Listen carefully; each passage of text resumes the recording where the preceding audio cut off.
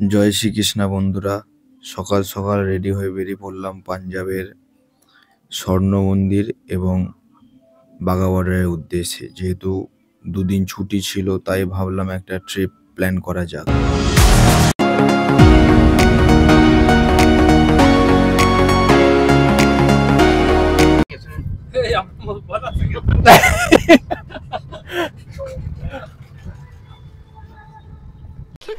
साले का खोपड़ी तोड़ साले का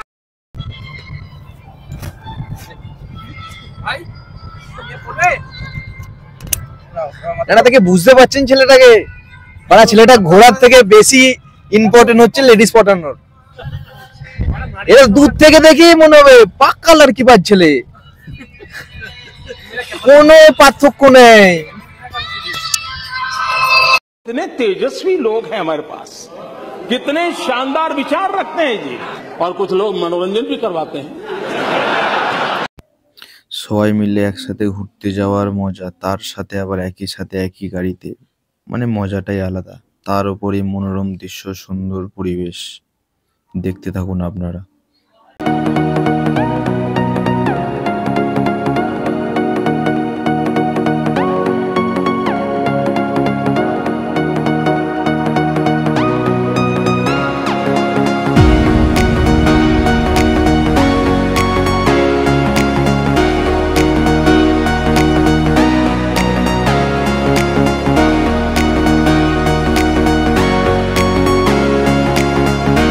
যাওয়ার আগে গাড়ি দাঁড় করিয়ে পেট্রোল পাম্প থেকে কিছু লিটার তেল ভরে নেওয়া হলো।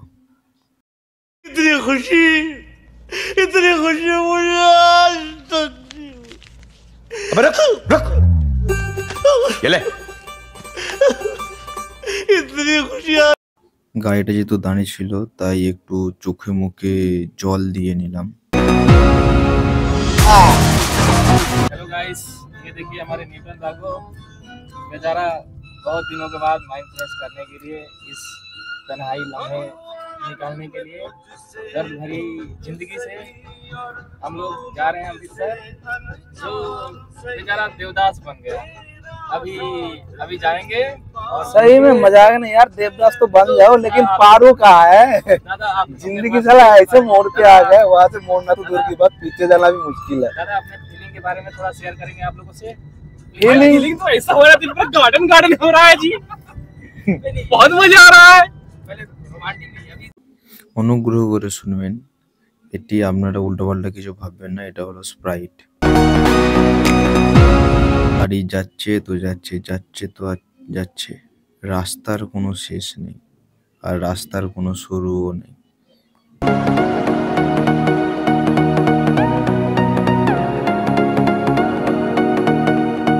আমরা ফার্স্টে গেলাম বাঘা বর্ডারের দিকে। ওই যে দূর থেকে যেগুলো দেখতে পাচ্ছেন কাঁটা তারের মতো ঘেরা আছে, আমাদের সামনের দিকটা হচ্ছে ভারত আর কাঁটা তারের উল্টো দিকটা হচ্ছে পাকিস্তান। আমরা মোটামুটি বর্ডারের কাছে চলেই এসেছি অনেকটা। এই হচ্ছে সেই বর্ডার, এই হচ্ছে সেই উল্টো দিকের দেশ, যেই দেশের জন্য আমাদের দেশের মায়ের কোল অনেক শূন্য হয়েছে।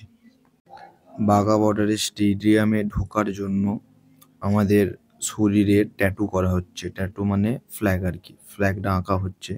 কেউ হাতেও আঁকতে পারো বা কেউ কপালে হোক বা কেউ গালে হোক, যার যে যার ইচ্ছা মতো।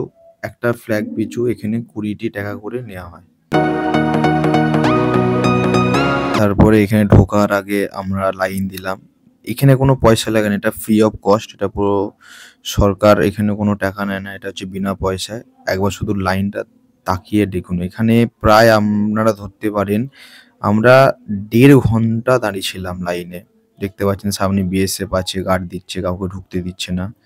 ফার্স্ট লেডিসদেরকে যেতে দেওয়া হচ্ছিল, লাস্টে বয়েজদেরকে। সব আপনারা সবাই জানেন ফার্স্ট লেডিস। ফার্স্ট চেক করার পর আবার দ্বিতীয়বার এখানে আরেকবার চেক হবে, এখানে আরেকবার চেক হওয়ার পরই তারপরে ছাড়বে। চেক বলতে আপনাদেরকে বলে দিয়ে, আপনারা ফোন এইসব জিনিস নিয়ে যেতে পারবেন, কিন্তু এখানে নিয়ে ঢুকতে দেবে না। এক হচ্ছে আপনার হেডফোন বা এয়ারপডস, আর আরেকটি হচ্ছে পাওয়ার ব্যাংক। এই 2-3টে জিনিস নিয়ে আপনাদেরকে ঢুকতে দিতে দেবে না। দেখতে পাচ্ছেন এটাও সেই জাল দিয়ে ঘেরা আছে। তারপর আমরা চেক কমপ্লিট করে ধীরে ধীরে অগ্রসর হলাম বাঘা বর্ডার স্টেডিয়ামের দিকে।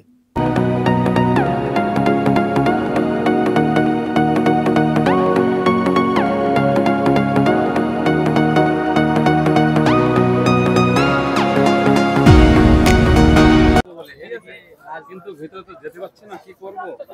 ভেতরে যখন যেতে পারছি না তখন বাড়িতে একটু মুটে দেবো, একটু মুটে ছিল নাকি স্যার, মুটে দেবো, কিছু করতে পারছি না, করতে পারছি না, কিছু করতে পারছি না। ও ভাগা দেगा अपना वाला ही। क्या कर रहे है यार तू? मतलब मजाक है क्या? আস্তে আস্তে স্টেডিয়ামের দিকে অগ্রসর হচ্ছিলাম। দেখতে পাচ্ছেন এখানেও অনেক বিএসএফ দাঁড়িয়ে আছে। এখানেও ঢোকার আগে আরেকবার চেকিং হবে। চেকিং হওয়ার পর তার আস্তে আস্তে আমরা এবার অগ্রসর হলাম স্টেডিয়ামের দিকে।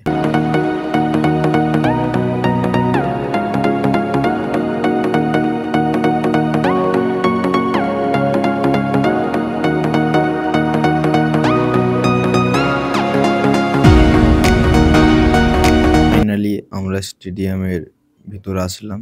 দূর থেকে দেখতে পাচ্ছেন এক মনোরম দৃশ্য। ওইদিকে যেটা দেখতে পাচ্ছেন যেখানে আন্ডার অফ কনস্ট্রাকশন হচ্ছে, ওদিকে ওটা হচ্ছে পাকিস্তান আর এদিকেরটা আমাদের ভারত। এর থেকে আপনারা একটা জিনিস দেখতে পারেন যে পাকিস্তান এখন কোন জায়গায় আছে আর ভারত কোন জায়গায় আছে। পাকিস্তান বরাবরই একটা জিনিস আমাদের সাথে ইস্যুস হয়, সেটা হচ্ছে পিওকে নিয়ে। ওরা পিওকে বাদ দিয়ে আমার মতে বলে এটা নিয়ে ভাবা উচিত ছিল, যেখানে আমাদের ভারত সরকার আমাদের দেশের জনগণের জন্য বসার এত সুন্দর একটা সুব্যবস্থা করেছেন, তার উপর ফ্রি অফ কস্টে। আর ওদের দিকটা দেখুন, এখনো আন্ডার অফ কনস্ট্রাকশন। ওদের সরকার বসার মতো জনগণকে জায়গা দিতে পারেনি, যেহেতু এখনো ওটা কাজ চলছে। তাও ওরা যে পরিমাণে যে কাজটা করছে সেটা হচ্ছে আমাদেরই কপি। মানে আমরা যেভাবে কনস্ট্রাকশনটা করেছি জনগণের বসার জন্য, ওরাও সেটা আমাদের দেখেই পুরোটা বানাচ্ছে। তো আমার এটাই মত যে আগে ওদের নিজেদের দেশটা ঠিক করুক, তারপর অন্য কারোর কোনো দেশের কাছ থেকে কিছু নেওয়ার কথা ভাববে। আগে যাদের দেশে নিজেরই কোনো সুব্যবস্থা নেই তাদের কোনোদিনও উচিত নয় ভারতের পিওকে নিয়ে কথা বলা। ক্ষমা করবেন, এখানের কোনো সাউন্ড আমি আপনাদেরকে দিতে পারলাম না, বাধ্য হয়ে এটা মিউট করতে হলো। দেখতে পাচ্ছেন র্যালি হচ্ছে আমাদের ইন্ডিয়ান ফ্ল্যাগ নিয়ে। দেখুন এখানে দেখে আমার একটা কথাই মনে পড়ে যাচ্ছে, কিছুটা ক্রিকেট স্টেডিয়ামের মতো। যেমন ইন্ডিয়া পাকিস্তানের যখন খেলা হয় সিটের একটা কোনাও ফাঁকা থাকে না, ঠিক সেরকমই এখানেও একই রকম। এখানেও ইন্ডিয়া পাকিস্তানের যে এটা হচ্ছে সেখানেও একটা সিটও ফাঁকা নেই, পুরো গ্যালারি ভর্তি।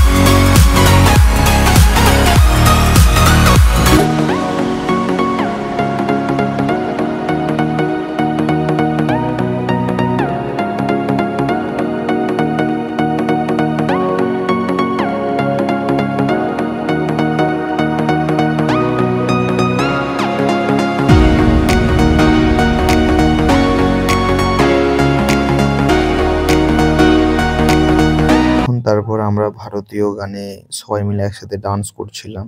এটাই বোঝাতে চাইছিলাম যে আমরা পাকিস্তানের থেকে কতটা পাওয়ারফুল।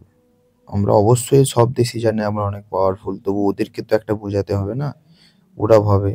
সেই হিসেবে ওদেরকে বোঝাতে চাইছিলাম যে আমরা কতটা পাওয়ারফুল।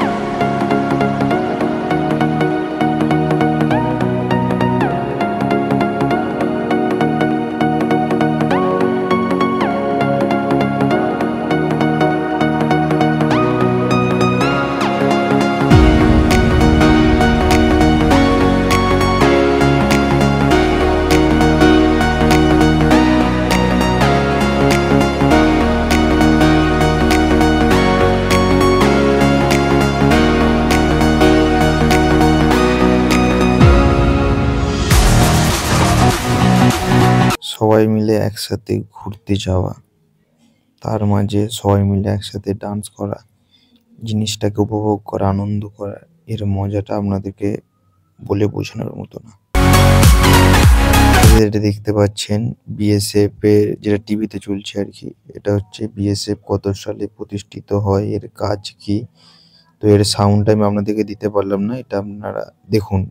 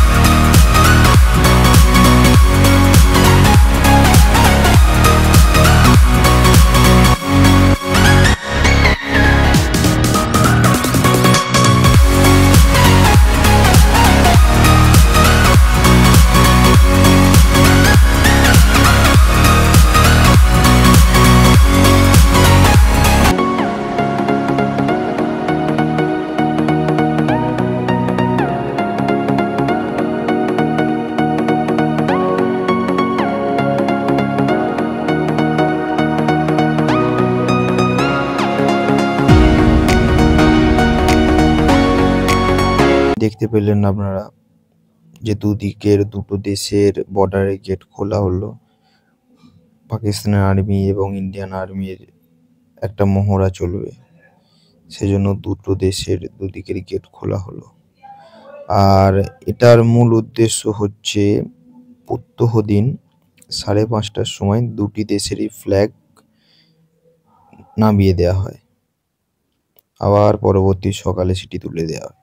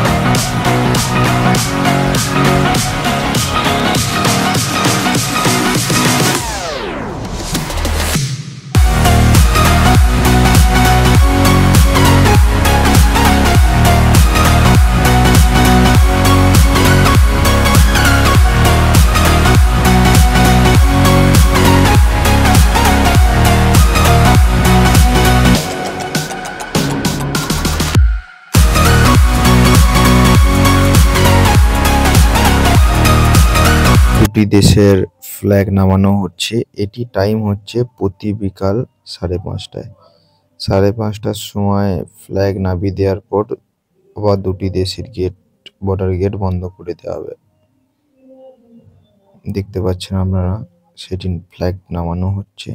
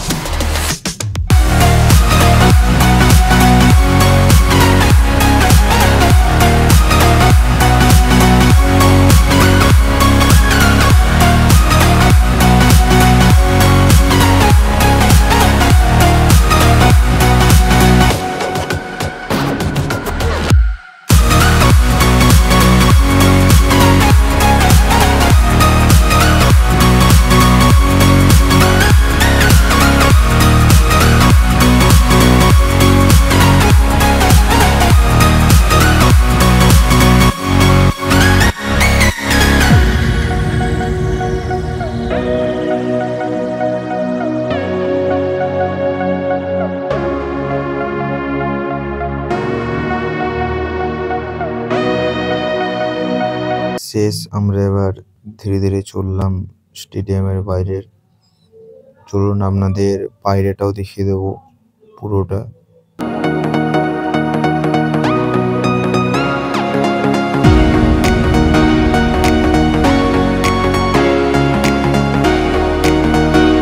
আপনারা এটা যেটা দেখছেন এটাই সেই ঐতিহাসিক পিলার, যেটার এক প্রান্তে ভারত আর অপর প্রান্তে পাকিস্তান। এখানেও আমাদের বিএসএফ আছে, গার্ড দিচ্ছে।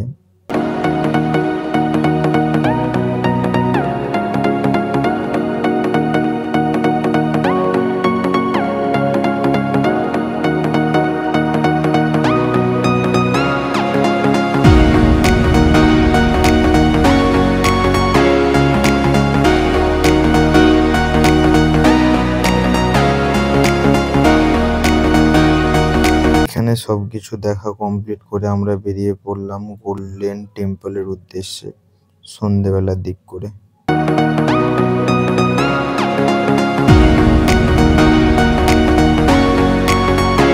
এটা যেটা দেখতে পাচ্ছেন এটা হচ্ছে পাঞ্জাবের গোল্ডেন টেম্পলের বাইরের যে মানে দোকান টাইপের, এখানে সবকিছু জিনিস পাওয়া যায়। আমরা গোল্ডেন টেম্পলের খুব কাছাকাছি আছি, ওখান থেকে আস্তে আস্তে হেঁটে হেঁটে যাচ্ছি গোল্ডেন টেম্পলের দিকে।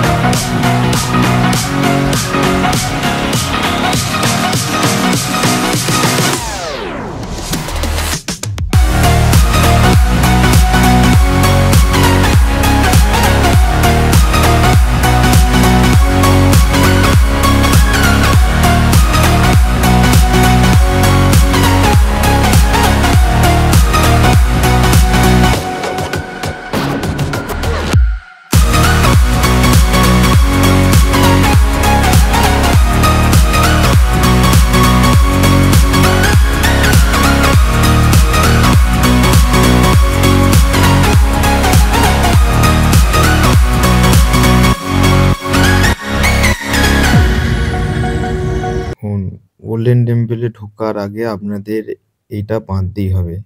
এটা হোক বা রুমাল হোক, আপনারা যদি দুটোর মধ্যে যে কোনো একটা বেঁধে না ঢোকেন তা আপনাদের ঢুকতে দেবে না। আর আরেক নম্বর, জুতো খুলে সবাইকে ঢুকতে হবে। আর দ্বিতীয়ত, ফোন টোন নিয়ে অ্যালাউ আছে, কিন্তু হেডফোন বা অন্য কিছু অ্যালাউ নেই। এই যে এটা দেখতে পাচ্ছেন, এটা হচ্ছে সেই পাঞ্জাবের বিখ্যাত স্বর্ণ মন্দির, যেটা পাঞ্জাবের নিশানি, বাহেগুরু, বাহেগুরু কি খালসা।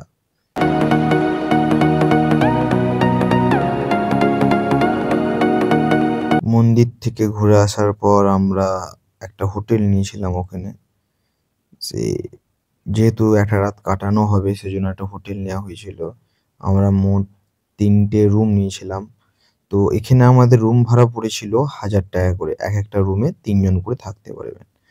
তো আপনাদের যদি এরকম ঘুরতে যাওয়ার থাকে তো আমি নিচে ডেসক্রিপশনে আপনাদেরকে হোটেলের নাম্বার দিয়ে দেবো। তো আপনারা ওখানে ঘুরতে যেয়ে একদিন আরামসে থাকতে পারবেন, কোনো অসুবিধা হবে না। আমরা যে রুমটায় ছিলাম, যে 3টে রুমের ফ্যাসিলিটি খুব ভালো ছিল।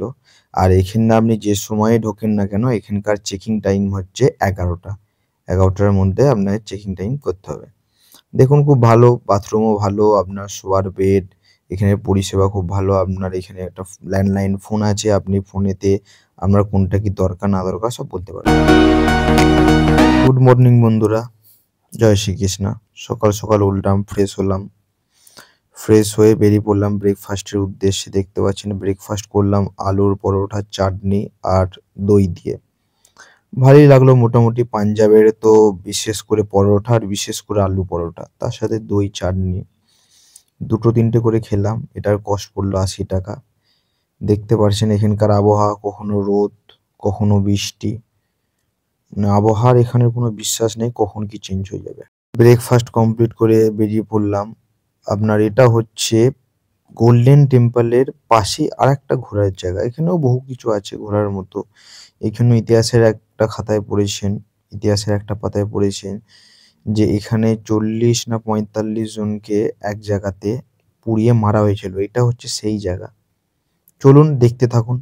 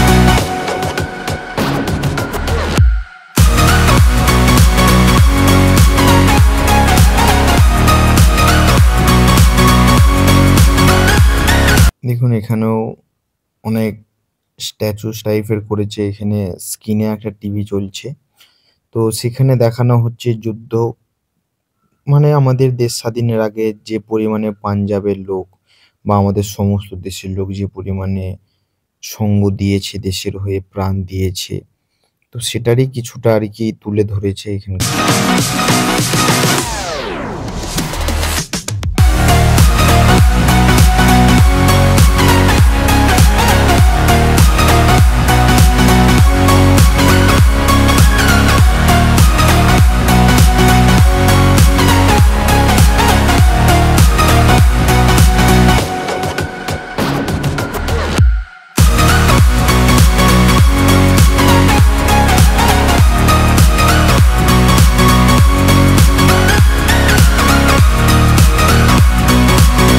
এটা হচ্ছে বীর জওয়ানদের উদ্দেশ্যে একটি আগুনের শিখা জ্বলছে, যেটি এখনো পর্যন্ত কোনোদিনও নেবে না।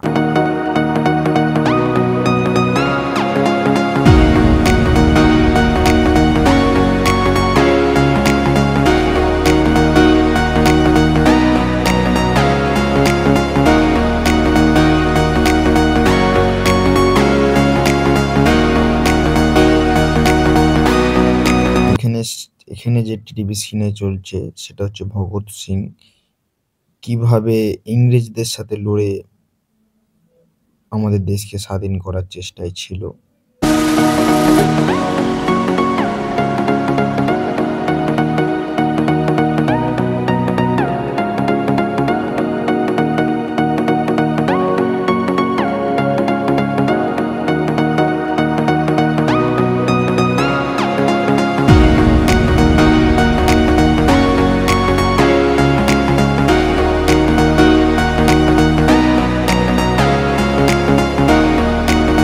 ঘোরাঘুরি কমপ্লিট করে বেরিয়ে পড়লাম রুমের উদ্দেশ্যে, মানে বাড়ির উদ্দেশ্যে যাকে বলা হয়।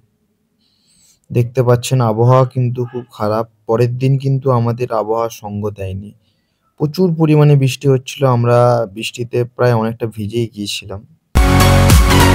যেতে রাস্তায় হঠাৎ একজনের সাথে দেখা হলো, খুবই কুকুরভুক্ত একটি মানুষ, মানে পশুদেরকে বিশেষ করে কুকুর। যদি আপনাদের কুকুর বিশেষজ্ঞ কাউকে লাগে এর সাথে যোগাযোগ করতে পারেন, এর নাম্বার আমি ডিসক্রিপশনে দিয়ে দেবো কুকুর সংক্রান্ত কোনো ব্যাপার থাকলে। জয় শ্রীকৃষ্ণ বন্ধুরা, তো এখানেই আমার ভিডিও শেষ হলো। তো সকলে ভালো থাকবেন, খুশি থাকবেন, আর আমাকে সবাই সাপোর্ট করতে থাকবেন।